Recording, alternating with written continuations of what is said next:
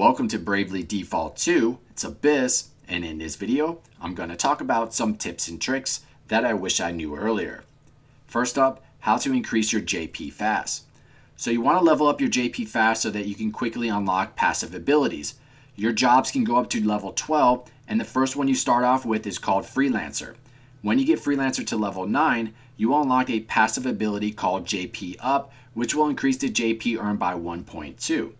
Now I know that doesn't sound like a lot, but when you get it to level 12, then you unlock JP Up and Up, which will increase the JP earned by 1.7 when you have both of them equipped. So with both of them equipped, this is one of the fastest way to earn JP.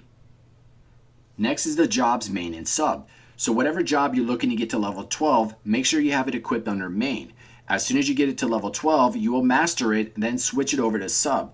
You will need to have underneath sub if you're still looking to use the attack abilities or magic spells. For example, the white mage is your healer, and getting that to level 12 should be easy, and then switch the white mage to sub so that you can still heal your party.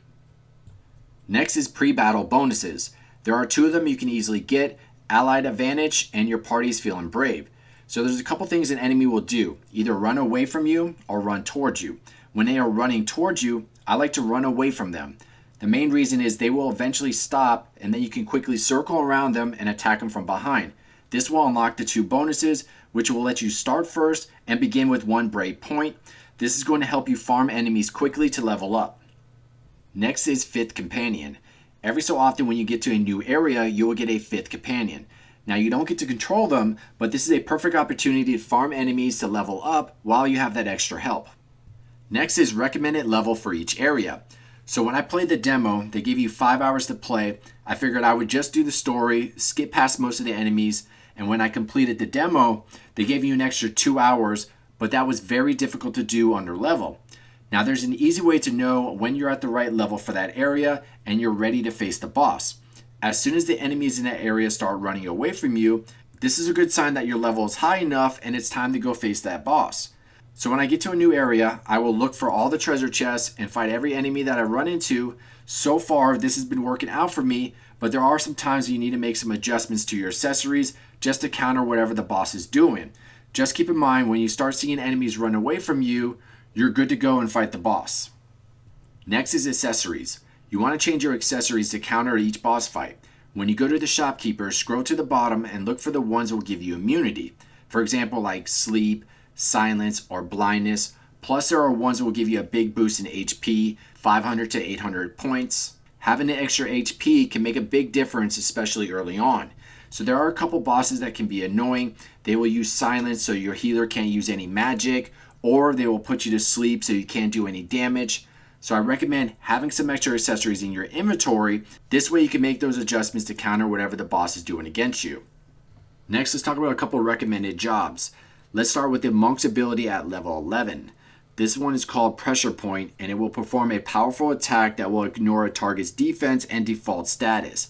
It will cost 1 BP, but it's definitely worth it. As you can see, I just started a match. There was 2 enemies. I had the advantage, so I was able to knock them out really quickly. So if you're trying to farm enemies really fast and you sneak up behind them and you get that first attack in, then you can use that Monk's ability, Pressure Point, knock out a couple enemies really quickly.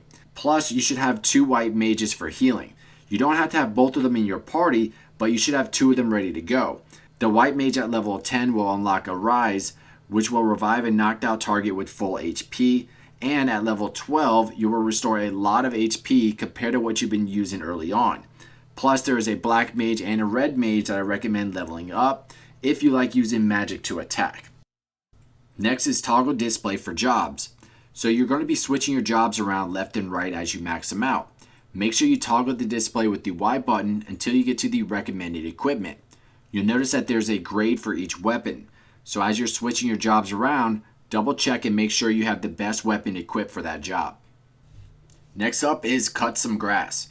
Now I know they tell you this right at the start of the game, but this is going to be a quick reminder because there is so much you can find by just simply swiping your sword at some grass. I found armor, weapons, accessories, money. There's just a ton of different stuff that you can find by just simply cutting some grass. So when you get to a new area, maybe just take a couple minutes or so in between fighting enemies and just chop down some grass and see what you can find.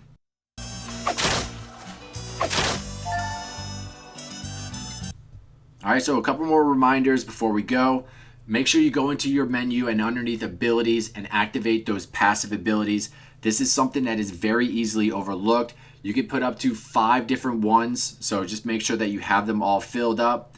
Also, when you're in a dungeon, you can use a tent at the save point. There's typically a save point right before the boss fight, so always use a tent right before you do that boss fight. This way, this will refresh your health and magic.